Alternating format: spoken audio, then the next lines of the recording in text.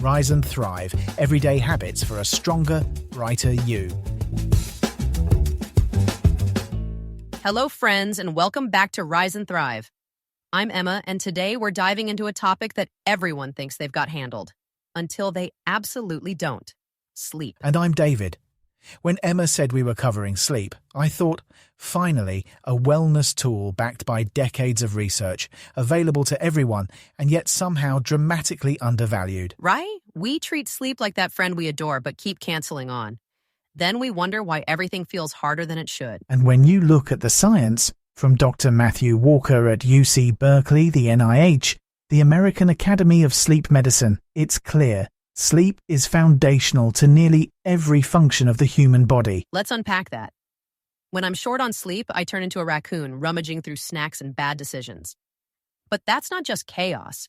The science says lack of sleep wrecks our hormones, mood, metabolism, all of it. Chronic sleep loss impairs memory consolidation, increases inflammation, destabilizes appetite hormones like leptin and ghrelin, and raises long-term risk for cardiovascular disease. So basically, when we don't sleep, the entire system throws a tantrum. But here's the encouraging part. When we improve sleep, the benefits show up quickly.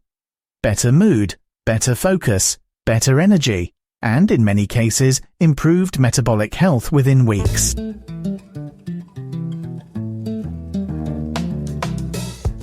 Let's get honest about what people misunderstand. I hear so many myths, starting with the classic, I'll sleep when I'm dead. Ironically, sleeping less brings that deadline closer.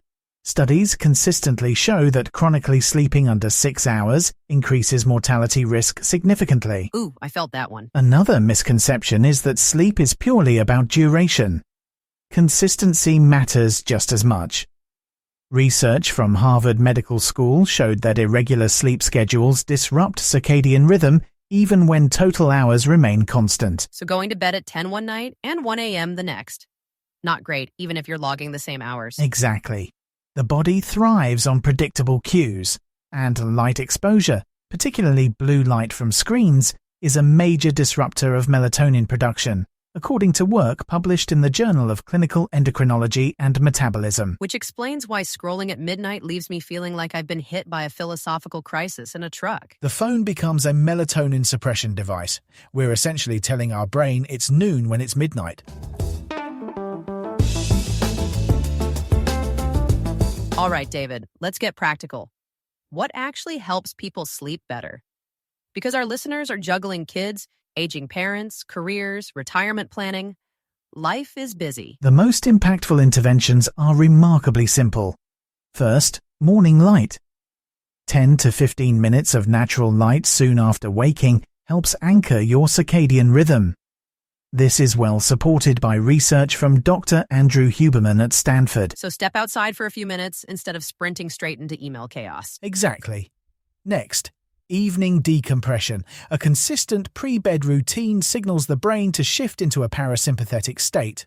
It doesn't need to be elaborate. Reading, stretching, or simply dimming lights works. And for parents listening, yes, this can happen even if your house looks like a tornado passed through, trust me. Temperature also plays a significant role.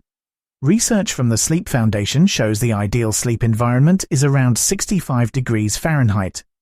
Cooler temperatures support melatonin production and deeper sleep stages. That explains my husband turning our bedroom into an Arctic tundra. Apparently, he's been right this whole time. Another key factor, caffeine timing. The half-life of caffeine is 5 to 6 hours, meaning a late afternoon coffee can significantly delay sleep onset. I know someone listening just gasped. The 4 p.m. latte may be sabotaging your dreams, literally. And alcohol, though many assume it helps them wind down, research shows it fragments sleep architecture and reduces REM quality. So that glass of wine before bed may actually be stealing your rest.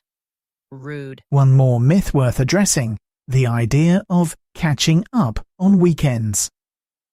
Research from the University of Colorado shows that weekend recovery sleep doesn't fully reverse the metabolic and cognitive impairments from weekday sleep debt. So the Saturday sleep-in isn't the superhero we hoped it was. And the idea that some people naturally thrive on 4 to 5 hours. While rare genetic short sleepers exist, studies show they're less than 1% of the population. Translation, it's probably not you, or me, or anyone we know. Let's land this with some actionable steps you can start tonight. 1. Get morning light within an hour of waking. 2. Dim lights an hour before bed. 3. Keep a consistent bedtime, even on weekends when possible. And 4. Set a caffeine curfew after early afternoon. Small shifts, big impact. If this was helpful, please like and subscribe.